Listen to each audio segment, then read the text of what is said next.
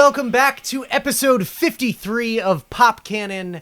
My name is Jordan. I am Robert. My name is Paul. And I'm Joe. Welcome back. Today we are discussing the monster film Godzilla vs. Kong. Huge film. Titanic. So right off the top, what did everybody think? Initial thoughts as the credits rolled. I'm actually going to start us off this week because this was the first film that I saw in a movie theater since the pandemic started. Fantastic experience in the theater, seeing these monsters fight. Seeing Godzilla and Kong kick the shit out of each other was awesome. Seeing the humans talk, less awesome, but I mean, hey, I was in a movie theater, so it was fun. I was satisfied with it. What'd you guys think?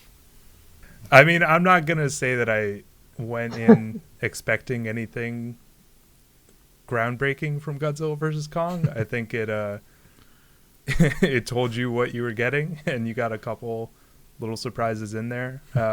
I definitely agree the human stories leave a lot to be desired, and I think that's been true through all of these Monsterverse movies, except for maybe Skull Island. But yeah, the action was really good. I didn't see it in a theater, but I'm sure that it scaled very well. You get what you paid for with Godzilla vs. Kong. That's such a great way to put it. And I used Jordan's HBO Max, so I didn't pay for it. I love it. Yeah, so let's see. I like what they did with Kong. I like that they gave him some personality. I liked that they played on him, I guess, having like a slightly higher level of intelligence compared to the others. I guess it does seem like Godzilla's like smart and shit, but I guess like not on the same level.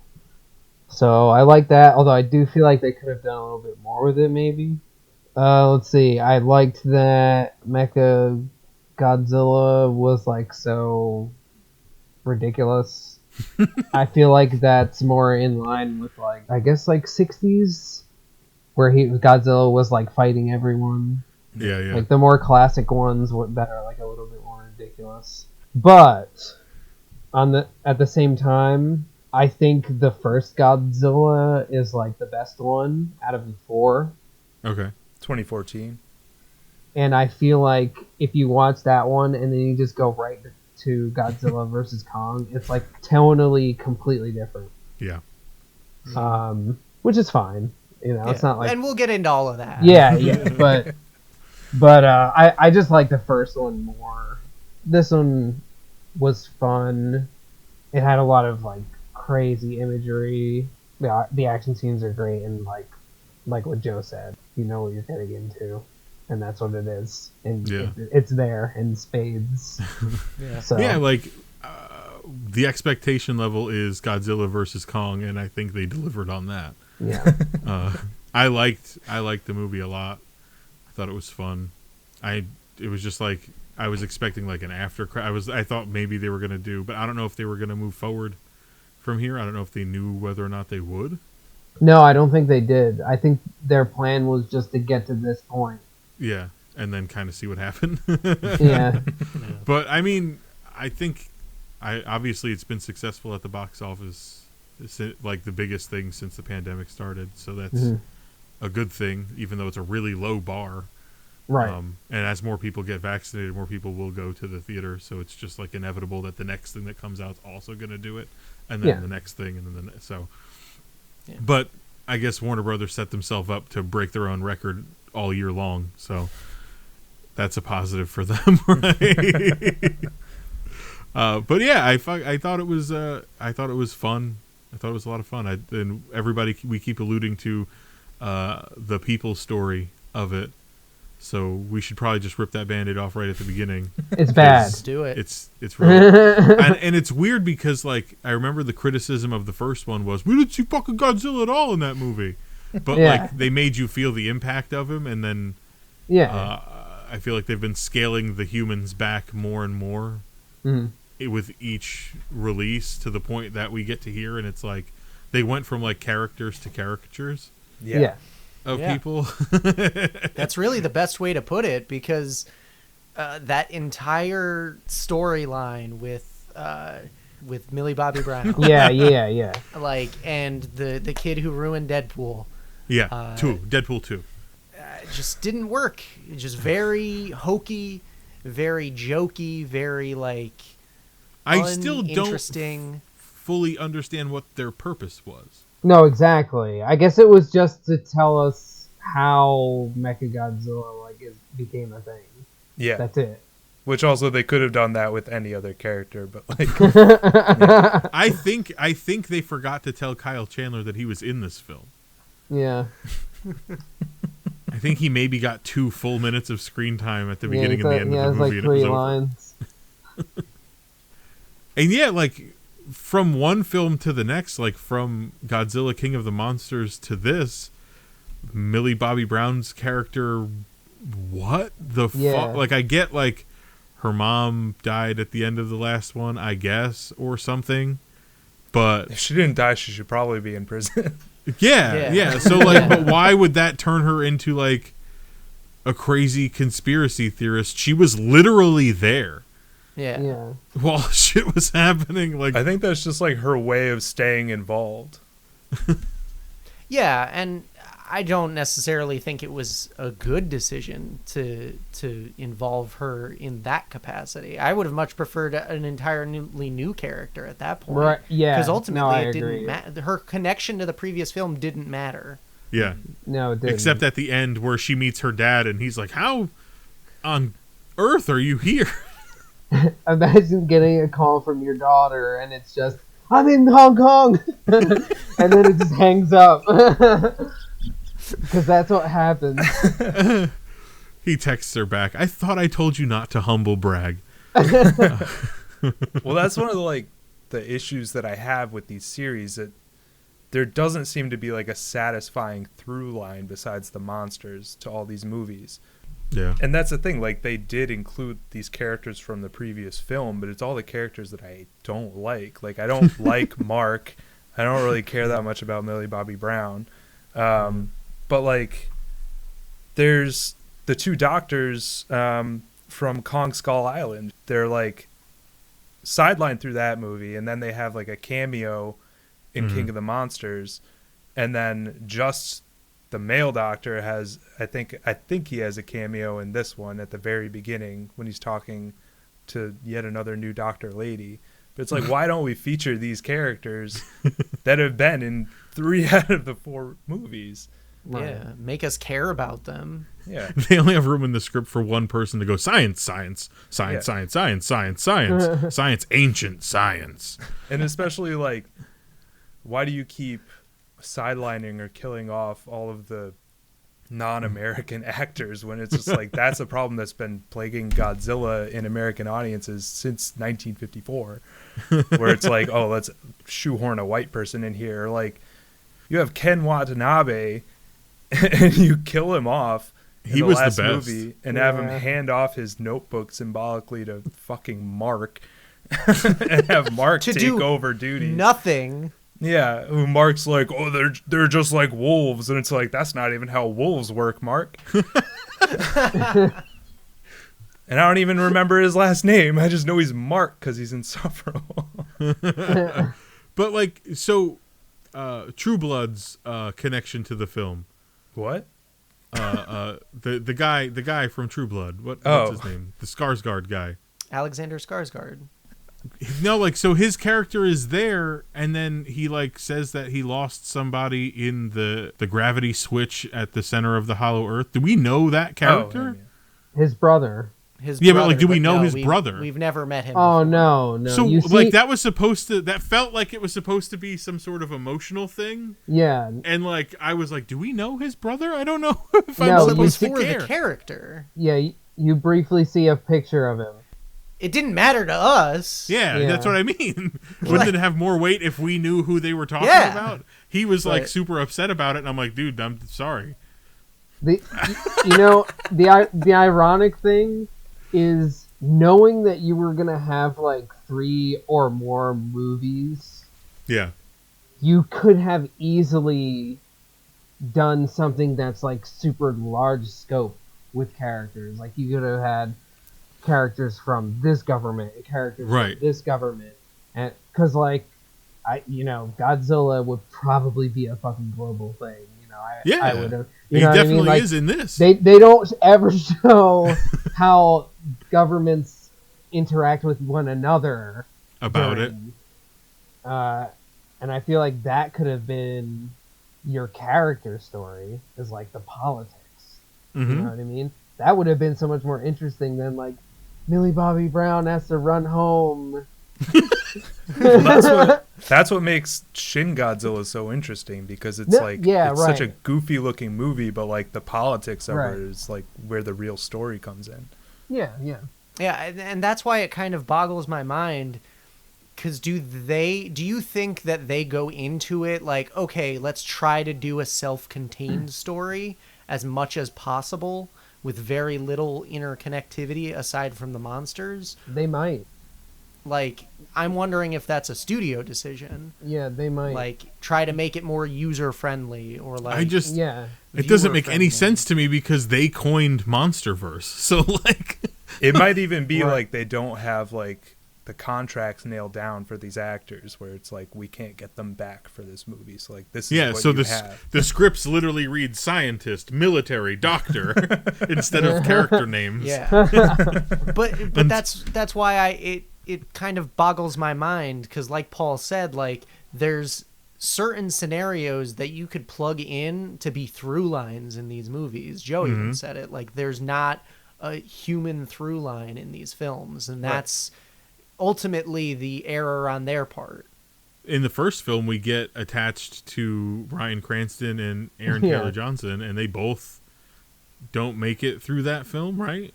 No, Aaron Taylor Johnson survives. He survives. Bryan Cranston doesn't make it out of the first act. Yeah. Right. And then, like, in the next movie, you have a whole bunch of new characters.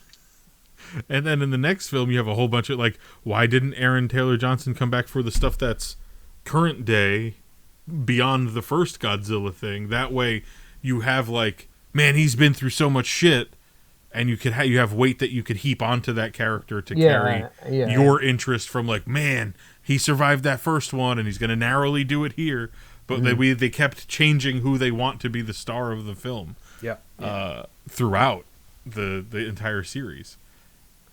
I really enjoyed those opening credits where they cycled through all of the other monsters that they've defeated. It was like a tale of the tape kind of thing. Yeah, finally getting to Godzilla versus Kong to be like, this is what we've been building towards. Yeah. And it's a bracket. It literally is a bracket at the end of it. One thing that's been bothering me, though, is that, like, did you guys take that as all of the other kaiju are, like, dead? No, I think just the ones that have, like, surfaced and that they've fought. Well, because they even said in this movie there's, like, a bunch of other ones that are still, like, out there. Right, but at the end of King of the Monsters, a lot of them are bowing to Godzilla. Yeah. That doesn't necessarily mean that he killed them. Right. They just, like, submitted. They even showed, I think they showed some of them bowing to Kong, did they not? In King of the Monsters? Oh, did they? Oh, all right. I must. In King of the Monsters? I think it was, like, split continentally. Like, half of them were over here already, so they were bowing to the closest one, and then the other ones were bowing to Kong, which was on the other side. What did you guys think about the very first head-on collision we got between Godzilla and Kong? I think they did a really good job getting the tension built up for that, because there were a lot of quiet moments, and, like, there was a sense of dread knowing that he was coming, that Godzilla was, like, en route, was like. But I mean, that first fight, I literally was just like really bracing myself for like the action. And then once it started, I was like, holy shit, because they just let them go. Yeah. Yeah. They didn't hold that back. They didn't restrain. They don't want him to do too much. Like Godzilla was already showing up atomic into the fight, which I thought was like, oh shit. Well, you figure he would, because he would come out and be the alpha that he wanted to be. The only thing I thought was goofy in that first fight, because I don't really have a lot of complaints about the fights. I thought they were a lot of fun. But the first one specifically, when Godzilla goes under the water and shoots up at the carrier that Kong is on, and Kong has that big human look on his face, and then he jumps with his arms up in the air off of it. I just thought that was a very fucking goofy looking shot. Okay. They showed it in the trailer, and I thought it was weird, and then I saw it in that, and I was still like, doesn't play for me, man. I don't get it. I don't know why he's doing that. I thought it was equally as weird when they briefly showed, I swear they briefly showed Godzilla like smirking and like laughing, sort of. Yeah. Did you catch that? Like that? Well, it's even like at the very end when they like, oh shit, are we gonna fight again? And like Godzilla, he does like the kind of like anime like, and then he walks away. Yeah. Yeah, I think you're right that they humanized Kong a lot, and he's definitely like the heart of the movie if you're gonna put a body part in a movie. But I think they've also always given Godzilla those moments too.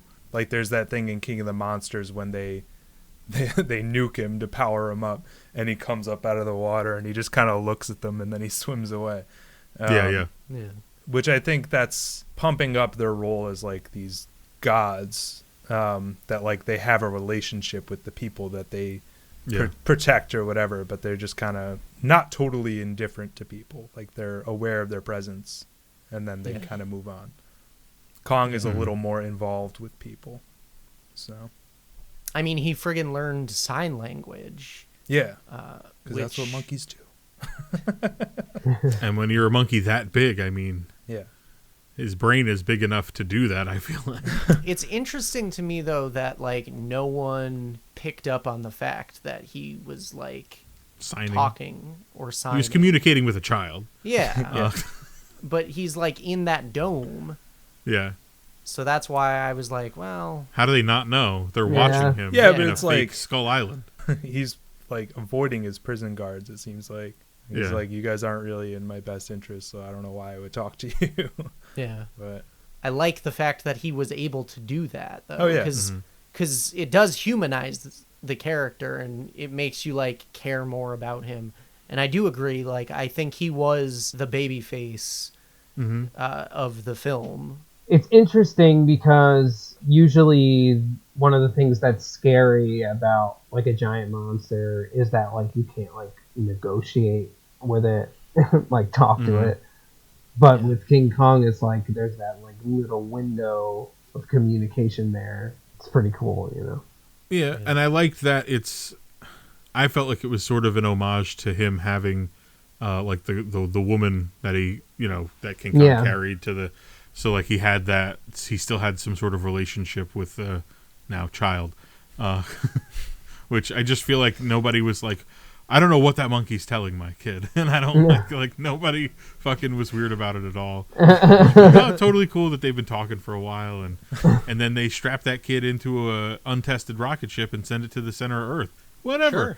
the kid's entire role was just like, you had to like really kind of overcome something where it's just like, oh, this is an indigenous child that you've just taken, and oh, she's disabled, okay, oh, and she's friends with King Kong, and like, oh, you're just gonna let her be around this, huh?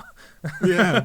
Well, and that goes to Paul's point earlier about not using the political through line from country to country, because like there's no way that first of all that project got approved that fast. Yeah. Zero chance. Right. And then on top of that, when they like formally announce the team that's gonna head to the hollow earth that everybody has just agreed exists, and there's zero pushback on that. And that the last mission killed that dude's brother. Yeah. Right. Yeah. And so they're like, we're going to send that guy that died's brother and a kid as an insurance policy. But what if they die again? It's okay. the monkey's gonna. That's lead a risk them. we've all got to be willing to take. The monkey's gonna lead them. Do you? And I think they actively say like, "Are you sure he knows the way?" And they're like, "I'm not sure he doesn't." Yeah. There might be family down there. They were like, fuck around and find out, was basically the whole. And then they fucking life flight him to Antarctica and then dump him in the snow that he's never seen before in his entire life. Yeah. And the little indigenous girl has to point to the hole in the earth and go. Well, you sent that meme earlier that was the Batman versus Superman, like, Martha, why'd you say that name? Yeah, All she has to say is like, oh, your family's in there. And he's like, say no more, we're going. Dude, he just ran. And then they had to scramble to do their liftoff thing into that. Yeah. And I'm just like, all the protocol's being broken. I'm assuming there's protocol, and it's all being broken. So, did the ruins that he found there, did they like imply that there was like a Kong race and a Godzilla race, and they Yes. were like fighting? Like Yeah. lineages. Alright. Yeah. So like even Okay. Skull Island like established like, oh, there used to be like a whole race of these on Right. Skull Island, but Yeah. the skull crawlers killed them all except for Yeah. Kong. Okay. But yeah, He's the last son of Skull Island. Yeah, and then the ruins even like speak more to his potential, I guess, for intelligence because they had some sort of a society where he had a throne and an axe and all Yeah. this Made of other the stuff. Godzilla scale. Yeah, Yeah. That was also radioactive. yeah, Yeah. Yeah, and it worked when he worked, which I thought was cool because to me that implied that was his scale, that a previous Kong that Godzilla has killed in his lifetime took from him Right. and created. That's what I took from that. Yeah. So you're saying that's actually Godzilla's? Yes. Yeah. Yes. Okay, I like Because that. to me it wouldn't make sense otherwise that it would charge up when he charges up. Mhm. Oh, I thought it just absorbed the radiation, but It very well could. They definitely don't tell you what the fuck it is. So it's pure speculation, but I assumed it to be a younger Godzilla that we know's scale on that axe. But before he even got there, Kong had to traverse quite possibly the trippiest sequence that I've ever. The fact that he ran up a mountain, crossed over the horizontal line, and then ran down a mountain on the other side, and this monkey is so adaptable, right? He straight up didn't even break stride when the ground, like he just was like he didn't have to. possible family, and he knew right where to go. And then they had that handprint technology, which is great for them. oh, it wasn't technology; it was just a door. I know. It just, they made it look like he had to put his hand on it and, go, and then let him in. Welcome. It's like Last a son cardboard of- box fort. He makes the noise with his mouth, and then he goes. It's just the He makes all the Kryptonian people ship. turn around. Only I know the password. And you boop, boop. I thought that sequence was so trippy and so like, what am I even watching? Like, and that goes to speak to Paul's comment about like the tonal shifts from Yeah. Godzilla 2014 to this. Yeah. It's like two completely different films. Yeah. One was like an actual monster, like disaster film with Yeah. like a human element in it. This is Which- like a crazy sci-fi. Yeah, this Yeah. is like a crazy sci-fi, just a monster brawl movie. And which is, it's in the title, Godzilla versus Kong. Yeah. They don't feel like they're connected in any way, shape, or form aside from Godzilla Yeah. looking the same. And they technically, I mean, they really don't even have to be the same Godzilla. Right. Like, truly, it really doesn't need to be the same character because there's nothing from that first one that we need. It's weird. As far as this goes, being like that sci-fi fantasy epic, I mean, it's cool. It worked. Like, if you buy into like, this is what that is, and I think Yeah. on like a second viewing, it might not be as like Jarring. jarring, yeah. I mean, when you do Mechagodzilla, you're making a decision to cross a certain threshold of ridiculous. That's a really good point. And like, I wish that we had spent more time with the humans that were developing the thing that was bad. Yeah. To like know anything that's going on, have any stakes in what's happening at all. Because like, have we heard of this company through those 3 other films at all? No. So like, I don't know. When I see that name, it doesn't inherently mean, oh, Insidious Corporation. Right. Like, it doesn't immediately do that. So I don't know what's going on. And they could have. We had Charles Dance. Yeah. For like a split second, and they just didn't. Yeah, they just didn't bring him back.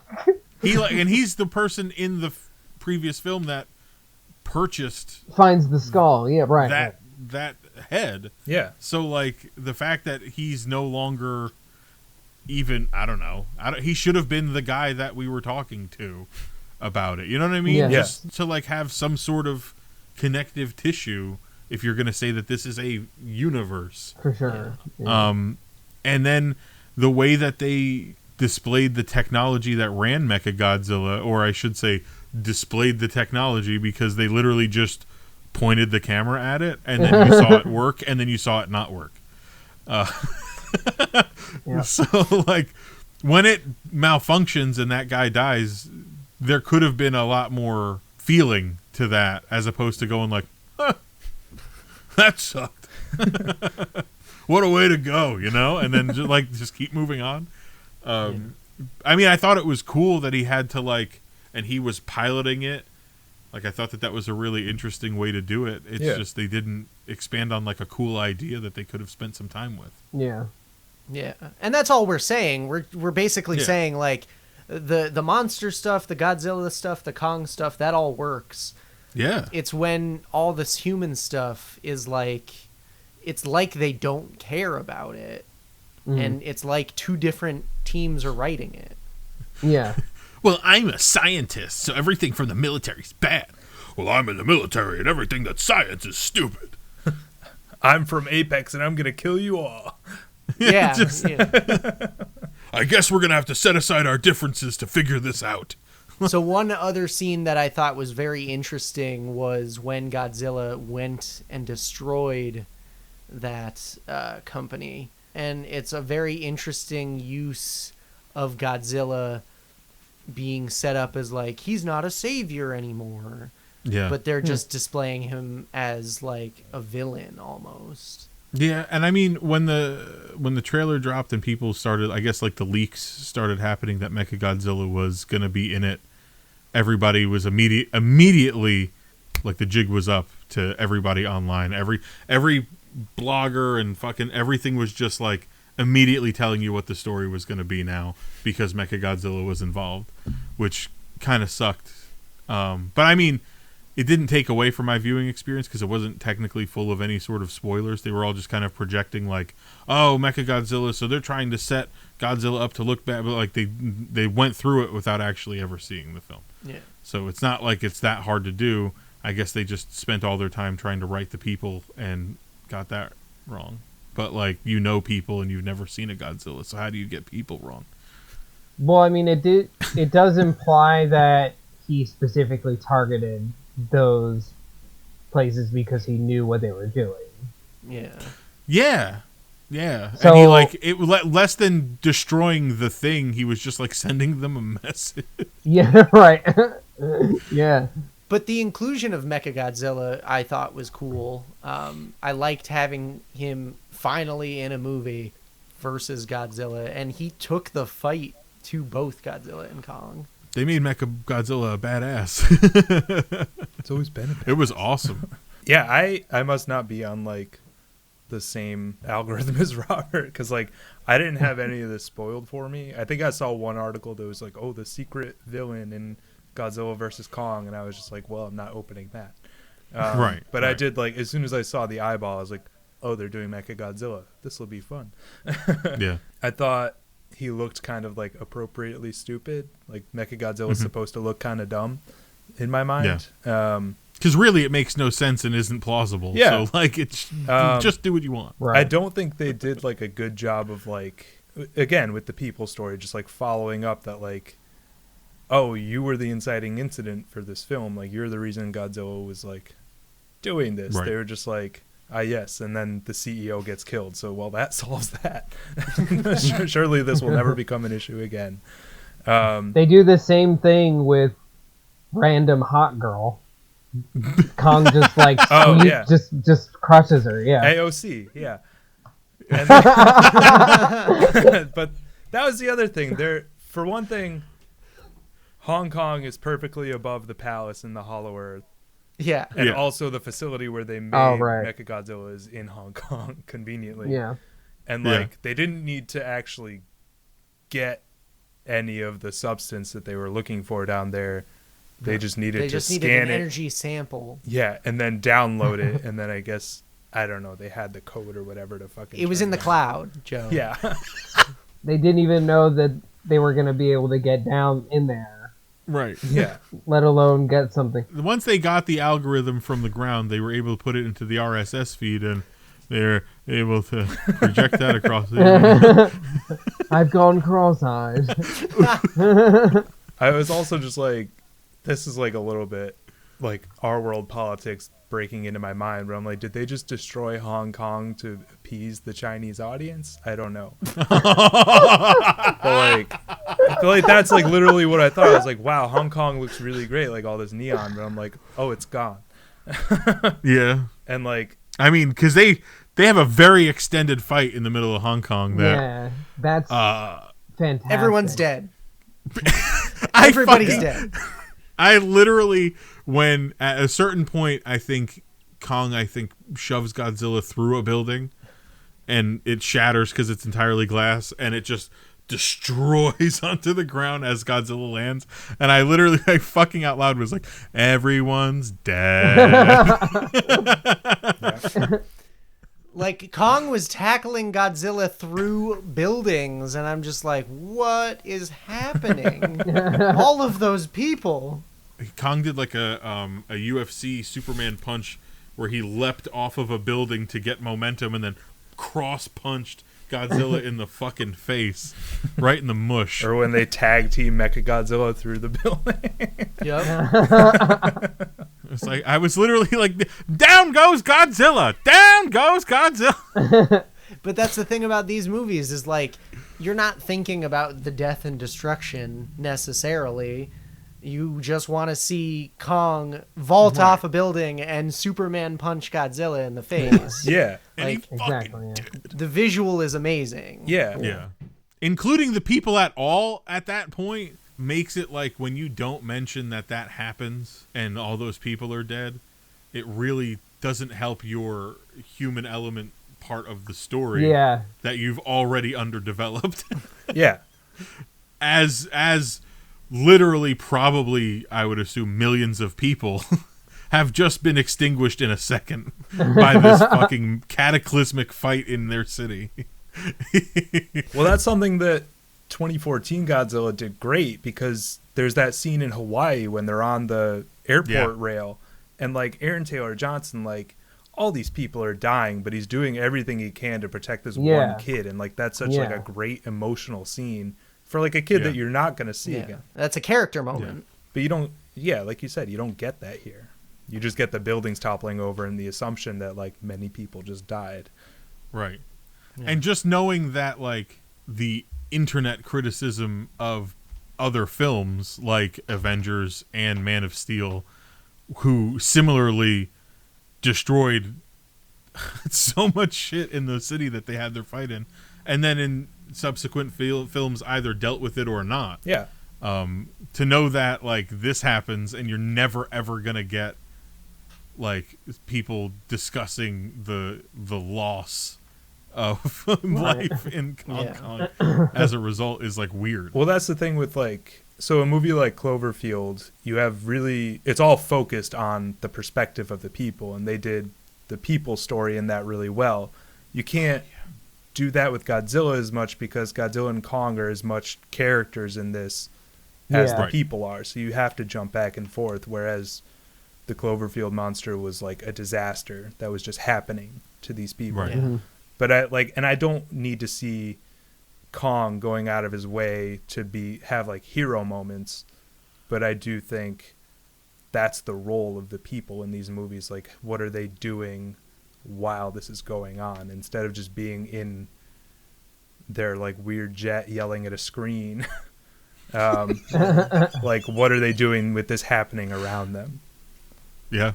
And I guess that's part of the challenge, is like, how do you make these characters interesting without having everyone just be talking to a computer? Oh, for sure. You know, I say as I talk to a computer. Yeah. I wanted to mention the music again, because like from King of the Monsters to this, they've been using the original like Godzilla music to like as part of the beginning of the score, and I just like really dig that when Kong shows up. yeah, That like bam bam bam, like I just and then the camera pans up and all the water's drenching off of him and he turns around and shit, and I'm just like, fuck. It just looks so good.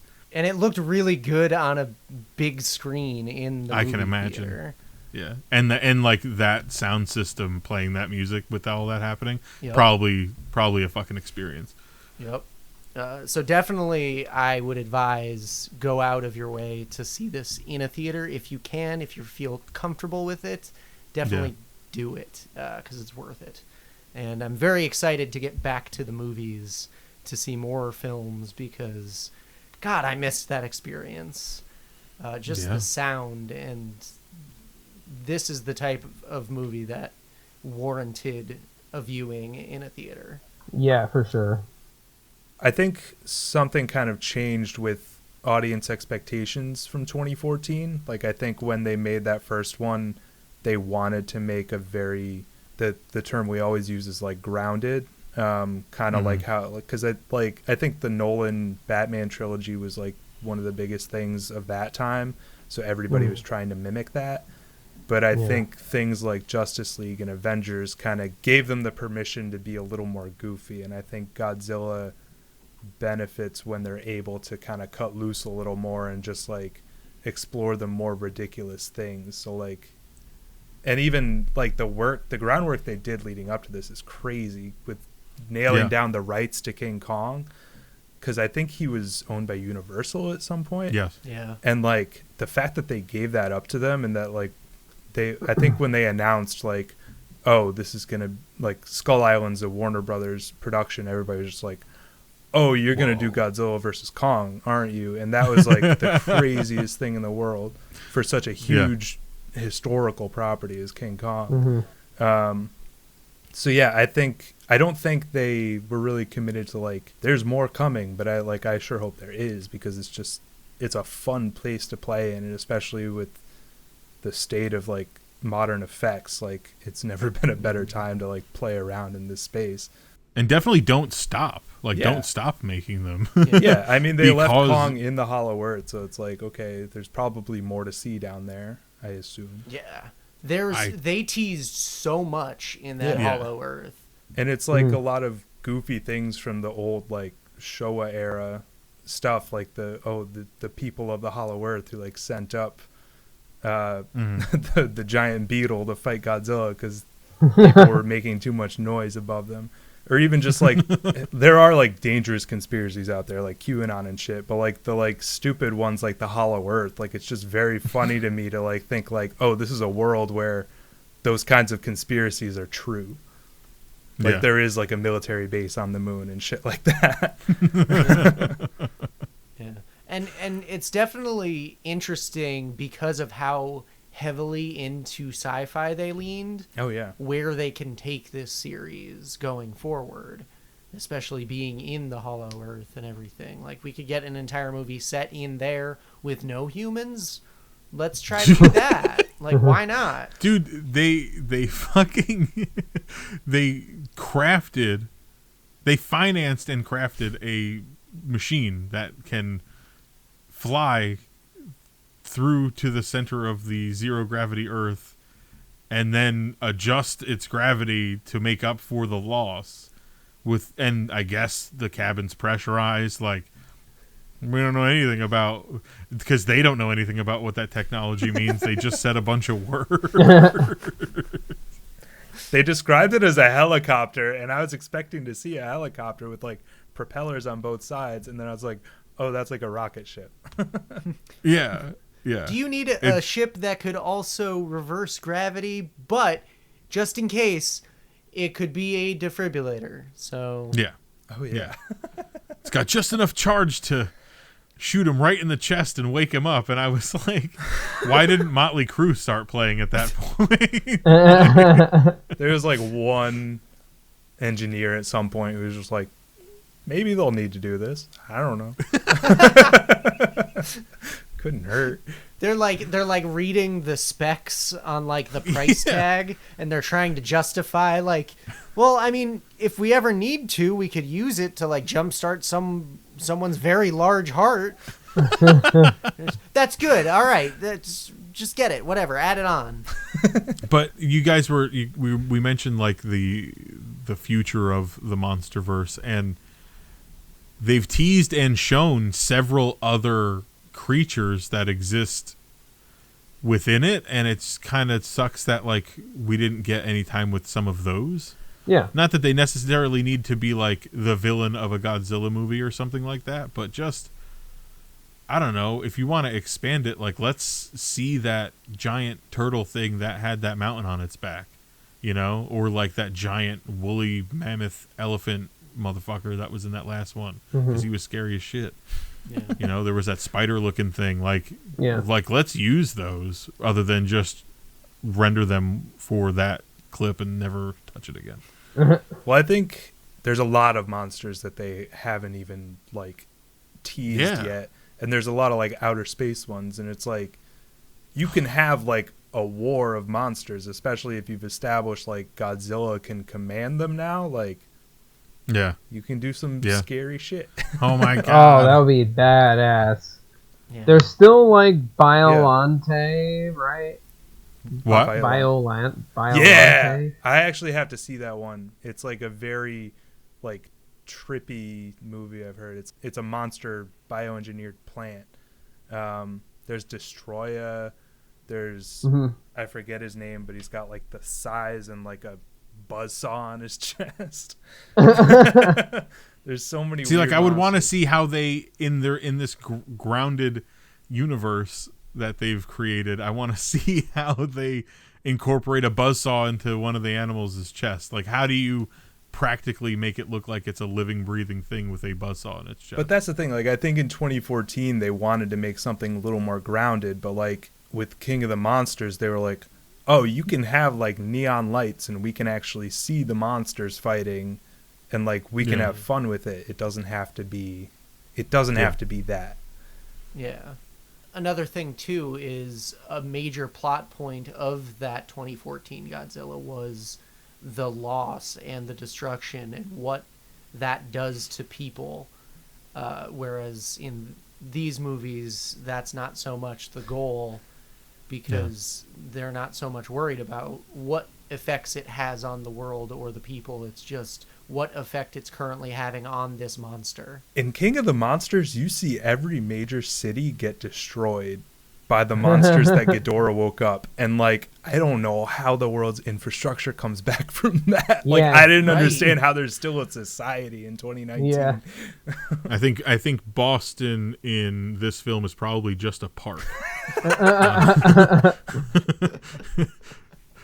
With a lot of rebar. There's like a caution tape around it, and that's that. Like, welcome to Fenway. Because pretty much a nuke went off there, right? Yeah. Like, yeah. But Hong Kong thriving in this film, so good for them. The monsters also like absorb radiation. Like, that was the whole thing in 2014, that they were lying about the contamination in Japan because the egg had been feeding on all the radiation. Yeah. So like, in some senses, the monsters are good for the surface because they clean up all of our shit.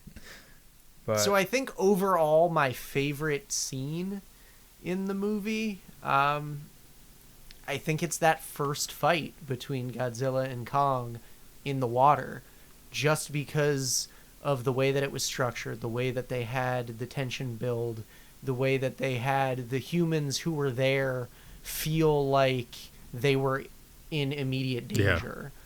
Yeah, all of those played really well, and Godzilla was like an unrelenting like monster, and it felt like supernatural almost. So that was my favorite scene. What about you guys? So we go. Paul, go. I think it was the second fight between them. Okay. Where like King Kong, or I guess he's just Kong in this, right? Yeah. Where he's like swinging through buildings and shit to like dodge the fucking mouth laser. Yeah. That's my favorite. Well, scene. in that scene, they did the homage to him climbing up Yes. the Empire State Building. But then it immediately falls. Yeah. And there was like a helicopter around at that point in that moment, and I was like, that's fucking cool. I'm glad that they did that. Yeah, the thing that got me like off of my seat was that first fight, because I was just like so anticipating like what the fuck is gonna happen, you know? And like Jordan said, they structured it in a way that like there's a moment where you definitely don't know if Kong's gonna get out of the water. Oh yeah. Like it's definitely a thing, and then Godzilla kind of pulls him down even further. So there's a really like big chance that this monkey doesn't get the fuck out of there. And I thought that was awesome. And then like the humans having to decide how to transport him after that, I thought was interesting. Even though they wound up just carrying him in a net with like how many 6 helicopters that they had to use to carry him in a huge net, which I thought was hilarious. And Joe mentioned earlier about the sedative, how much sedative they needed to put Kong down. Where are they getting that? It had to be in like 55-gallon drums, you know what I mean? Yeah, it's got to be like totes on totes, and like where are they storing all of this? Right. They bought out every zoo in the United States. Or maybe that nefarious company stole the sedatives from the zoos and put them together to use them on Kong. Or maybe they are the ones that make the sedatives. Maybe one hand washes the they other. just hit him really hard in the head. Dude, they really did abuse that girl's trust with that monkey, man. They just That's abused fucked that up. girl. The whole movie. They really did just abuse that girl. She's gonna have some trauma. Yeah, she went to the Hollow Earth, guys. Joe, what was your favorite scene? Overall, I think I really did like that water fight. Like, I love the shot of the boat flipping and the camera staying stationary on the deck. A lot of faith in how much those carriers can take with an ape jumping on top of them. But I did also love the Hong Kong fight too. It's visually was fucking amazing. Like it's a beautiful, like all the neon mixing with Godzilla's blue on his back. It was just wild.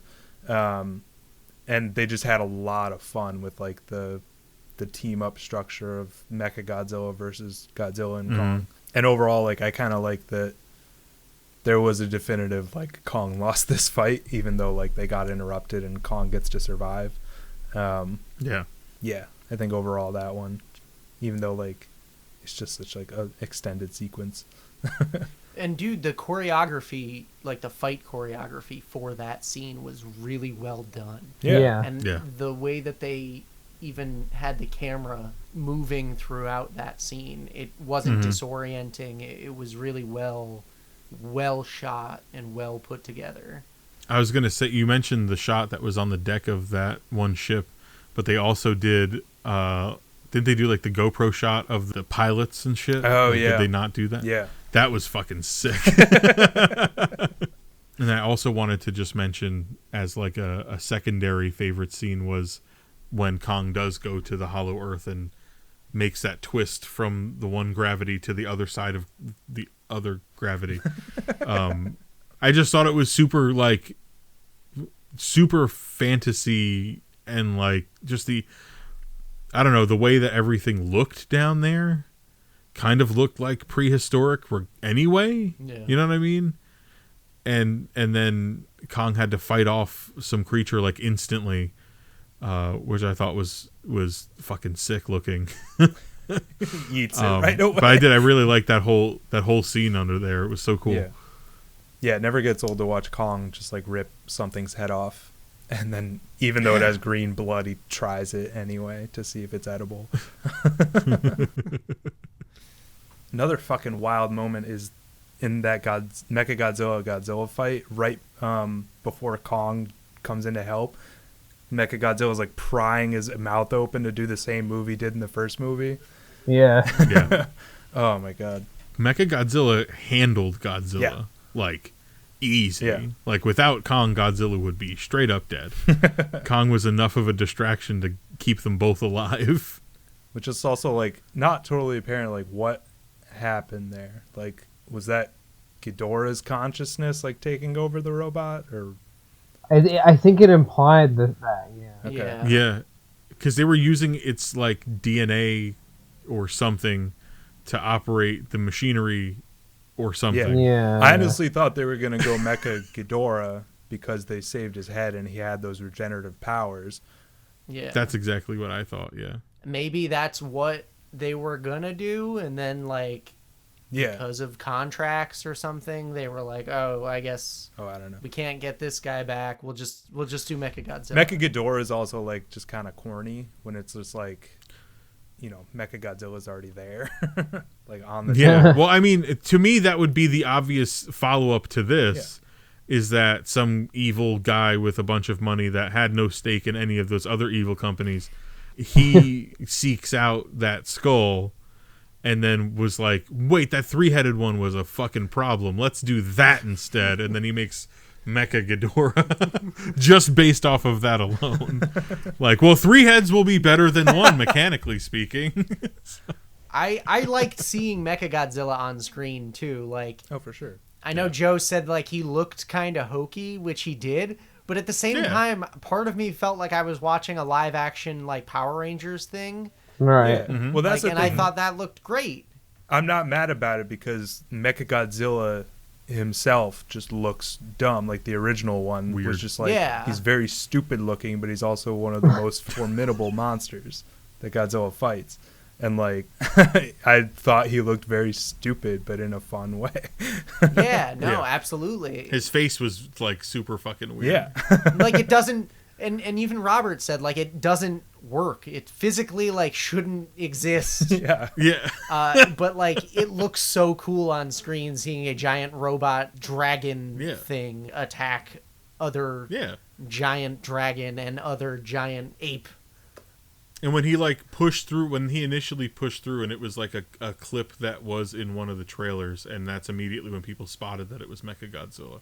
They had that like upshot of him breaking through stuff like in Hong Kong, and that was like really cool. Yeah. Because just imagine like again being the people there. There's like already like a live one. Now there's a robot. Now there's a fucking robot one in the same scope, like the same stature. And you're like, wait, we did that?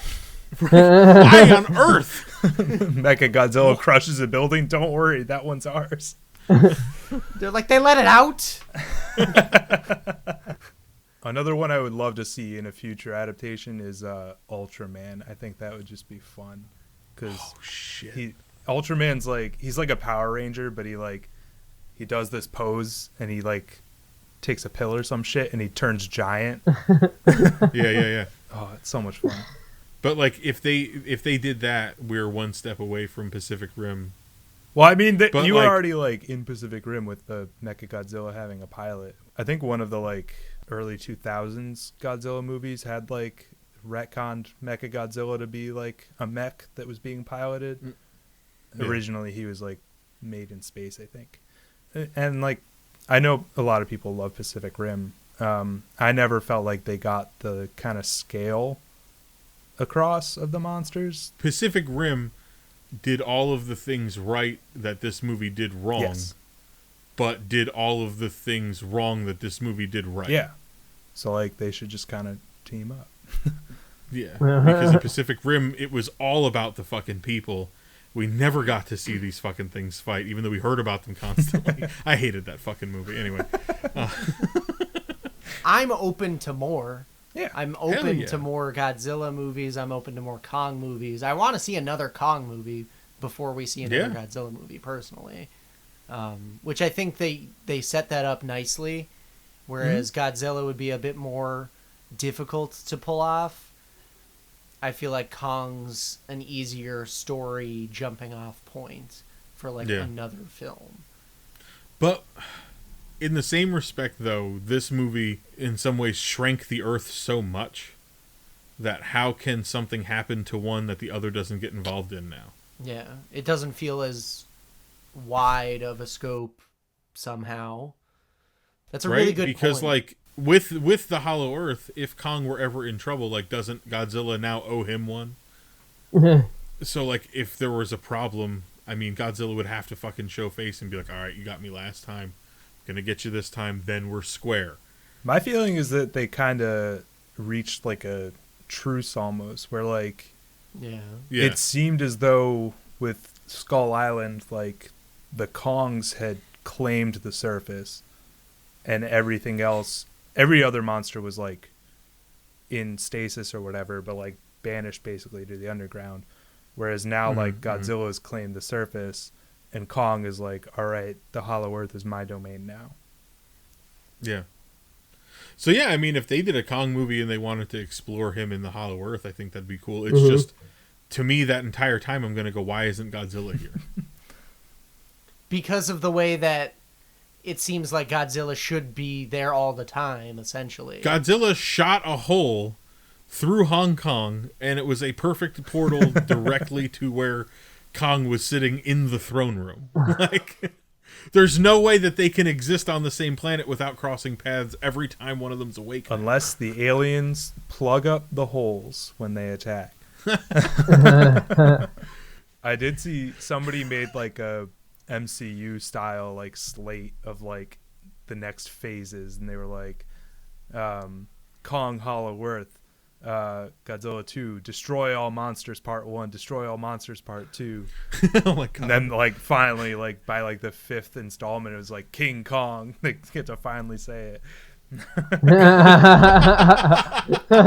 earns the fucking moniker because I guess Godzilla eventually dies or something. Yeah. That's hilarious. He sacrifices himself, and they have to do a 4-hour director's cut where they bring him back. No. I'm just waiting for the shot of Kong in space flying towards Earth with his arms. You will once again join them in the sun. And then everybody fucking co-ops it as a new Harambe meme, and then Oh. He's the savior. All right, so any final thoughts on Godzilla vs. Kong? Would recommend. Fun, ridiculous movie. It's all style, not too much substance. A good way to fill 2 hours, just have some fun. Yeah, I would say it's certainly a popcorn film. I'm jealous that you got to see it in theaters. I think that if people have the ability to, like you were saying earlier, Jordan, they definitely should go and check it out if your local multiplex is open. Yeah, if you can do it safely, I'd say do it. But I liked this movie as a movie theater experience. I don't know how eager I'll be to watch it again on just a streaming platform or something. But as far as the next thing in the Godzilla and Kong in this Monsterverse franchise, I think it was a success. But what did you think of Godzilla vs. Kong? Let us know in the comments section or on social media. You could find us at Pop Kannon, Facebook, Instagram, and Twitter. Robert, let everyone know where they could find us on the audio devices. Oh, wherever you get your podcasts, whatever your preferred podcast platform is, wherever you purvey your podcasts, from Apple, Spotify, whatever the one is for Android. Castbox, I think, is one of them. Yeah, Breaker is one. Anchor. Radio Public is another one I think I've seen the name of. And we're also on YouTube, so make sure you smash that subscribe button so you never miss an episode. Because we talk about stuff all the time. And if you'd like, you could follow us individually on social media. Well, some of us. I, Jordan, can be found on Twitter and Instagram at JL24FPS. I am Robert, and you can find me on Twitter and Instagram at Yesball. I'm Joe. I'm on Twitter and Instagram at Joe for Broke. Y'all ever eat high chews?